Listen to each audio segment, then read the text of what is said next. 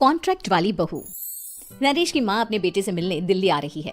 इस बात का पता चलते ही नरेश के दिल में हलचल मच जाती है। नरेश अपनी माँ के स्वागत की तैयारी में लग जाता है।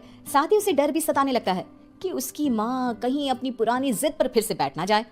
हे भगवान, इस बार बचा लो, अगले साल पक्का माँ की जिद पूरी कर दूंगा। तभी दरवाजे की घंटी बजती है।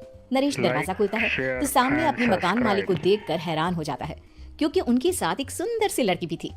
अब नमस्ते अंकल, कुछ काम था, मुझे बुला लेते। आपने क्यों कष्ट किया? अरे नहीं, इसमें कष्ट कैसा, मैं तो बस तुम्हें रीना से मिलवाने आया था। आज से रीना तुम्हारे साथ इसी फ्लैट में रहेगी। अंकल, कोई लड़का फ्लैटमेट नहीं है? एक अनजान लड़की के साथ रहना मेरे लिए थोड़ा अजीब होगा। देखो नरेश, मैं तुम्हें पहले भी बता चुका हूँ कि इस फ्लैट में तुम्हें किसी ना किसी के साथ एडजस्ट करना ही होगा, या फिर तुम अकेले पूरे फ्लैट का किराया दे दो, मैं किसी को नहीं रखूंगा। नरेश अपने मकान मालिक की बात सुन के रीना के साथ रहने के लिए तैयार हो जाता है, पर अंदर ही अंदर उसे ये बात खाने लगती है कि वो अपनी माँ को क्या जवाब देगा जब उसकी माँ रीना के बारे में उसे पूछेगी। दिन बीतने लगते हैं। नरेश और रीना अच्छे दोस्त भी बन जाते हैं, पर अभी भी नरेश अपनी प्रॉब्लम का सोल्यूशन नहीं ढूंढ पाता। एक दिन नरेश बहुत परेशान सा बैठा होता है। तभी रीना उसे पूछती है, क्या हुआ नरेश, तुम काफी परेशान लग रहे हो, सब ठीक तो है ना? हाँ, सब ठीक है, बस एक छोटी सी प्रॉब्लम है। वो एक्चुअली 2 दिन बाद मेरी माँ मुझसे मिलने आ रही है। अरे तो इसमें प्रॉब्लम क्या है, ये तो खुशी की बात है। हाँ रीना, बट मेरी माँ एक जिद लेकर बैठ गई है कि मैं शादी कर लूँ, पर मैं अभी इस चीज़ के लिए तैयार नहीं हूँ। ऊपर से जब वो तुम्हें देखेगी तो 100 सवाल करेगी, क्या जवाब दूंगा? अरे इसमें कोई टेंशन वाली बात नहीं है, मेरे पास ना इस प्रॉब्लम का सोल्यूशन है, जिससे ना तुम्हें शादी करनी पड़ेगी और ना ही तुम्हारी माँ मेरे बारे में कुछ पूछेंगी। रीना की बात सुनकर नरेश सोच में डूब जाता है। वो सोचता है कि रीना खुले ख्यालों वाली लड़की है, कहीं माँ को सच बता ना दे। नरेश को सोच में डूबा देखकर रीना कहती है, अरे क्या हुआ, किस सोच में पड़ गए? डोंट वरी, जैसा तुम सोच रहे हो ना वैसे कुछ भी नहीं है, मेरे पास एक प्लान है। मैं कुछ समझ नहीं पा रहा हूँ, कैसा प्लान? मैं समझाती हूँ।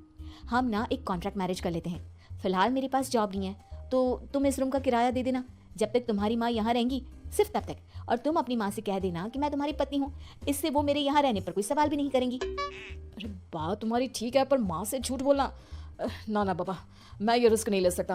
कोई और आइडिया दो ना तुम। देखो मंजूर हो तो बोलो, वरना सच बता दो, मुझे कोई प्रॉब्लम नहीं है। रीना की बात सुनकर नरेश सोच में डूब जाता है।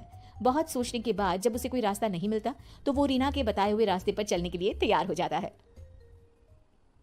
वो रीना से बात करता है और अपनी माँ की पसंद और नापसंद के बारे में बताता है।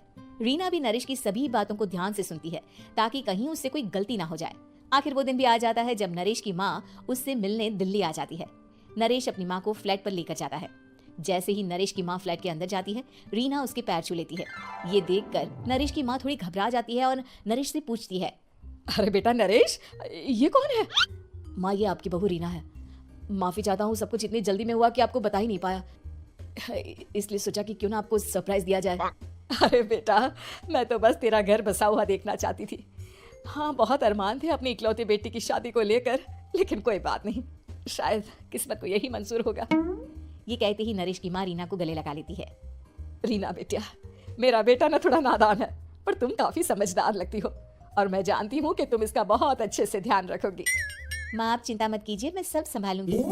नरेश की माँ अपने बहू और बेटे के साथ खुशी खुशी रहने लगती है। दिन बीतने लगते हैं। नरेश की माँ और रीना का रिश्ता बहुत मजबूत होता चला जाता है। वो दोनों सारा दिन एक साथ रहती और खूब बातें करती। इधर साथ रहते रहते नरेश और रीना भी एक दूसरे से प्यार करने लगते हैं। दोनों को इस बात का एहसास हो जाता है, फिर भी वो इस बात को छुपा कर ही रखते हैं। एक दिन नरेश की माँ और रीना शादी के बारे में बात करने लगते हैं। रीना बिटिया, ये तो नरेश ने मुझे बिना बताए शादी कर ली, वरना मैं तो अपनी इकलौती बेटी की शादी इतनी धूमधाम से करती कि सारी दुनिया देखती रह जाती। अच्छा माँ, आप ऐसा भी क्या करती नरेश और मेरी शादी में जो दुनिया देखती रह जाती? अरे बिटिया, एक माँ के अरमान तुम अभी नहीं समझोगी। मैं तो अपनी बहू को एक रानी की तरह लेकर आती और शादी भी बिल्कुल शाही अंदाज में करती, पर मेरे तो सारे अरमान ऐसे ही रह गए। खैर, मुझे तो अपने बेटे और बहू की खुशी चाहिए बस। ये कहते हुए नरेश की माँ की आंखों में आंसू आ जाते हैं। रीना भी ये सुनकर ख्यालों में खो जाती है, क्योंकि वो भी मन ही मन खुद को नरेश की पत्नी और उसकी माँ की बहू मानने लगी थी।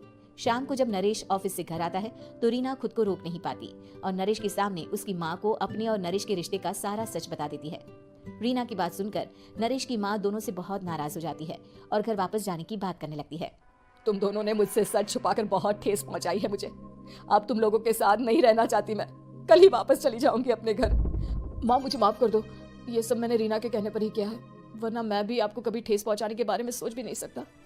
हाँ माँ, हमने ये सिर्फ आपका दिल रखने के लिए किया। प्लीज़ हम दोनों को माफ़ कर दीजिए। तुम दोनों ने मेरे अरमानों के साथ खिलवाड़ किया है, और वैसे भी मुझे अपने बेटे के लिए एक अच्छी लड़की ढूंढनी है, इसलिए मेरा यहाँ से जाना ही बेहतर होगा। माँ की ये बात सुनकर रीना खुद को रोक नहीं पाती। माँ, क्या मैं आपके घर की बहू बनने लायक नहीं हूँ? रीना की बात सुनकर नरेश हैरान रह जाता है।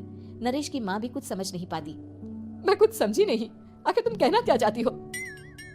माँ, मैं वो नरेश से बहुत प्यार करती हूँ, और साथ ही साथ मैं आपको भी अपनी माँ मान बैठी हूँ। आज जब आपकी बातें सुनी तो खुद को रोक नहीं पाई, इसलिए सारा सच आपको बता दिया। रीना की बात सुनकर नरेश की माँ की आंखों में आंसू आ जाते हैं, और वो अपने बेटे नरेश और रीना को गले लगा लेती है। मेरे घर की बहू तो सिर्फ रीना बिटिया ही बनेगी। मैं आज ही तुम दोनों की शादी की तारीख निकलवा दूंगी, बस एक बार तुम्हारे घर वाले मान जाए। उसी दिन रीना के माता पिता भी उनके फ्लैट पर आ जाते हैं। दोनों परिवार आपस में बैठकर बातें करते हैं और शादी के लिए राजी हो जाते हैं। रीना भी कॉन्ट्रैक्ट फाड़ देती है और कहती है, सही मायने में मैं अब बहू बनूंगी। अब तक तो सिर्फ कॉन्ट्रैक्ट वाली बहू थी।